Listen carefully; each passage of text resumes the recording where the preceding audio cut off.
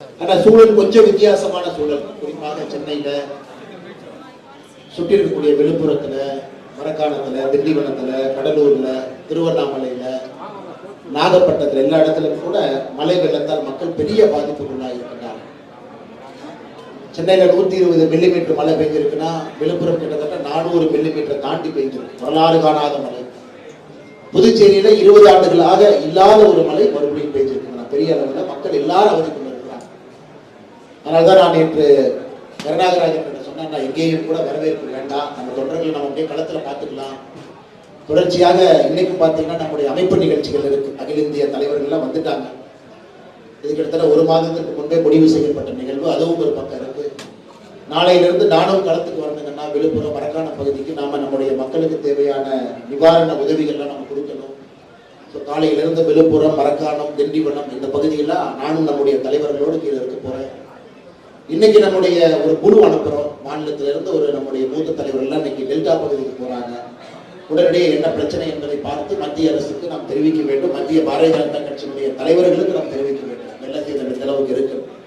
ஆனால் அரசியல்வாதிக்கு பார்த்தீங்கன்னா குறிப்பா நம்ம எல்லோருக்குமே தொண்டர்களுக்கு எல்லா நேரமும் தொடர்ந்து உழைக்க வேண்டும்.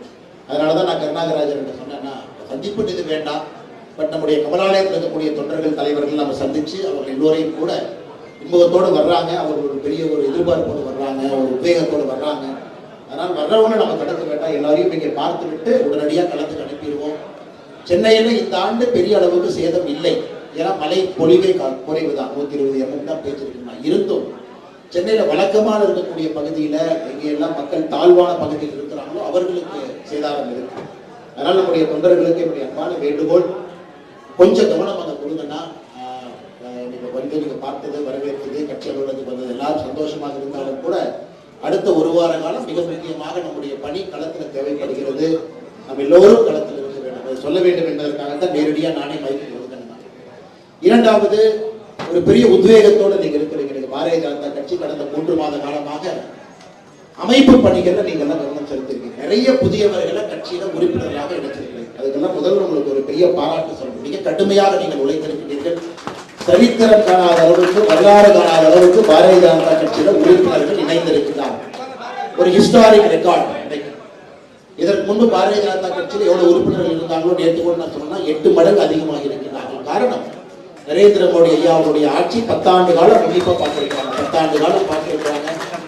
இன்னும் நடந்து கொண்டிருக்கிறது. இன்னும் உறுப்பினர் சேர்க்கை நடந்து கொண்டிருக்கிறது. தீவிர உறுப்பினர் சேர்க்கை நடந்து கொண்டிருக்கிறது. தமிழகம் முழுவதுமே கிளை அளவுல நம்முடைய தலைவர்களுக்கான தேர்தல் நடந்து கொண்டிருக்கிறது. இன்னும் 1 வாரம் கழித்து நம்முடைய மண்டல் தலைவர்களுக்கான தேர்தல், நம்முடைய மாவட்ட தலைவர்களுக்கான தேர்தல் நடக்க இருக்கிறது.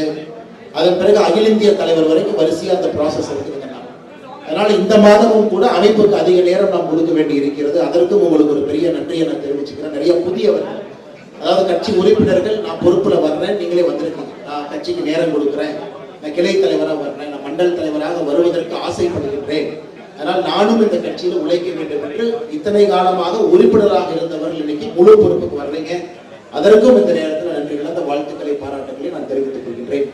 அதே நேரத்தில் நீங்க வந்திருக்கக்கூடிய எல்லோரும் வேகமா நாங்கள் பார்த்தோம், எல்லோரையும் வேகமாக பார்த்து உங்களுடைய அன்பை நிச்சயமாக பெற்றுக் கொள்கின்றோம்.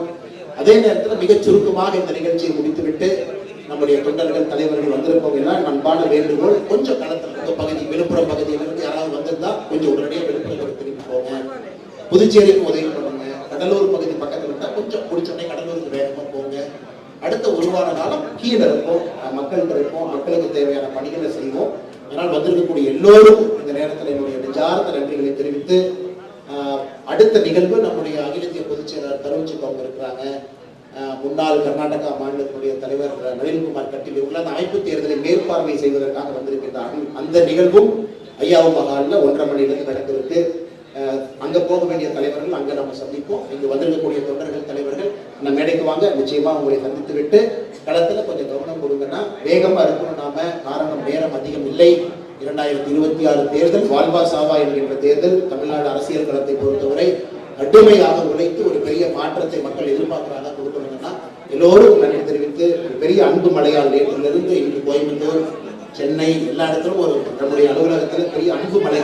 எந்த அளவுக்கு உங்களுக்கு பாசமும் குறிப்பாக ஒரு உத்வேகம் இருக்குது அப்படிங்கிறத பார்க்க முடியுதுன்னா எல்லோரும் நன்றி தெரிவித்து என்னுடைய பேச்சை முடித்துக் கொள்கின்றேன். மீடியா நண்பர்களுக்கு வந்திருக்கக்கூடிய மீடியா நண்பர்களுக்கு நன்றி தெரிவித்துக் கொள்கிறோம்னா டீட்டெயிலாக நான் உங்களுக்கு நேற்றே சொன்ன சில விஷயங்கள் பேசணும் அப்படின்னு இந்த சுற்றுப்பயணம் நான் உடனடியாக விழுப்புரம் போகிறத முடிச்சுட்டு வந்து உங்கள்கிட்ட பேசணுங்கன்னா டீட்டெயிலாக நான் பேசுகிறேன். அதே நேரத்தில் 2-3 விஷயம் ஹெச் ராஜா அண்ணன் இன்னைக்கு காலையில் இந்த சிறப்பு நீதிமன்றத்தில் அவர் போட்ட ஒரு 2 சமூக வலைத்தள பதிவு சம்பந்தமாக மாண்புமிகு நீதிபதி அவர்கள் தீர்ப்பு கொடுத்திருக்கிறாங்க. அதை பரிசீலித்துக் கொண்டிருக்கின்றோம். ஆர்டர் காப்பி கைக்கு வரலீங்கன்னா முழுமையாக பாரதிய ஜனதா கட்சி அண்ணன் ஹெச் ராஜா அவர்களோடு நின்று கொண்டிருக்கிறது. அதன் மேல் அப்பீல் நாங்கள் போறோம்னா அப்பீல் போறோம். காரணம் அவர் சொன்னது வேறு, சொல்ல வந்த விதம் வேறு. ஆனால் நீதிமன்றம் அதை நீதிமன்றத்துக்கு எல்லா உரிமையும் இருக்கு. காவல்துறையினுடைய சார்ஜ் ஷீட்டை வச்சு தீர்ப்பு எடுத்திருக்கிறாங்க. அதனால் நிச்சயமாக நாங்கள் மேல்முறையீட்டுக்கு செல்வோம். அதில் நிச்சயமாக மாறுபட்ட ஒரு நீதி அவருக்கு கிடைக்கும் என்கின்ற ஒரு நம்பிக்கை எங்களுக்கு நான் பத்திரிகை நண்பர்களுக்கு கருத்து சொல்லிடுறோம். நாளைக்கு சாயங்காலம் அந்த சுற்றுப்பயணத்தை முடித்துவிட்டு வந்து ஒரு முறைப்படி அமர்ந்து எனது கூட்டத்தில் பத்திரிகையாளர் சந்திப்பு ஃப்ரீயாகவும் பண்ண முடியாதுன்னா கீழே முறைப்படி ஒரு சிட் டவுன் பிரஸ் கான்ஃபரன்ஸ் நாளைக்குன்னா நாளானைக்கு உங்களை பார்த்து நிறைய விஷயங்கள் பேசுவதாக சொல்லியிருந்தோம். 1 மணி நேரம் இருக்குன்னா நிச்சயமா பேசுகிறோம். வந்திருக்கக்கூடிய எல்லா பத்திரிகை நண்பர்களுக்கும் இந்த நேரத்தில் நெஞ்சார்ந்த நன்றிகளை தெரிவித்துக் கொள்கிறோம். நன்றிங்க. வணக்கம்.